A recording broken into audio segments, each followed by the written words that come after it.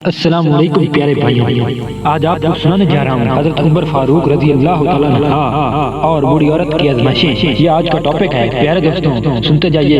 ایک رات حضرت عمر فاروق رضی اللہ تعالیٰ عنہ مدینے کی گلیوں میں گشت کر رہے تھے۔ آپ رضی اللہ تعالیٰ عنہ کا معمول تھا کہ راتوں کو لوگوں کے حالات دیکھتے تاکہ اگر کوئی ضرورت مند ہو تو فوراً مدد کی جائے۔ چلتے چلتے آپ ایک چھوٹے سے گھر کے پاس رکے۔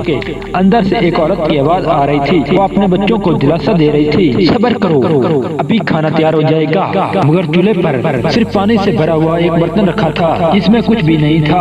حضرت عمر فاروق رضی اللہ تعالیٰ عنہ دروازہ کھٹکھٹایا اور بی بی سے پوچھا، اماں اس برتن میں کیا پک رہا ہے؟ عورت نے آہ بھری اور کہا، کچھ نہیں، صرف پانی، میرے بچے بھوک سے رو رہے تھے، میں نے سوچا شہید انتظار کرتے کرتے سو جائیں، آقا مدینے کو ہماری پرواہ نہیں۔ یہ سن کر حضرت عمر فاروق رضی اللہ تعالیٰ کی آنکھوں میں آنسو آ گئے۔ آپ فوراً بیت المال گئے، ایک تھیلا آٹا، گھی، کھجوریں اور ضروری سامان اپنے پیٹھ پر رکھا۔ ساتھی نے کہا، میں اٹھا دیتا ہوں۔ امیر المومنین حضرت عمر فاروق رضی اللہ تعالیٰ عنہ نے فرمایا، قیامت کے دن میرے گناہوں کا بوجھ بھی تم اٹھاؤ گے، آئیے بوجھ میں خود اٹھاؤں گا۔ پھر وہ خود سامان لے کر اس عورت کے گھر پہنچے، کھانا پکایا، بچوں کو کھانا کھلایا اور باہر کھڑے ہو کر دیکھتے رہے کہ ان کے چہروں پر مسکراہٹ آ گئی ہے۔ آپ نے استہ سے کہا، الحمدللہ، آج عمر ایک ماں کے دل کا درد کم کیا۔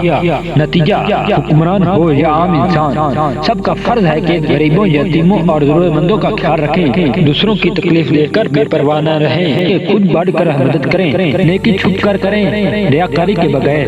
تو امید ہے آپ کو ایک سبق اندوز واقعہ لگا ہوگا۔ اچھا، تو ملتے ہیں کسی نئے ایپیسوڈ میں، تک کے لیے بھائی کو دیجیے اجازت۔ اللہ حافظ۔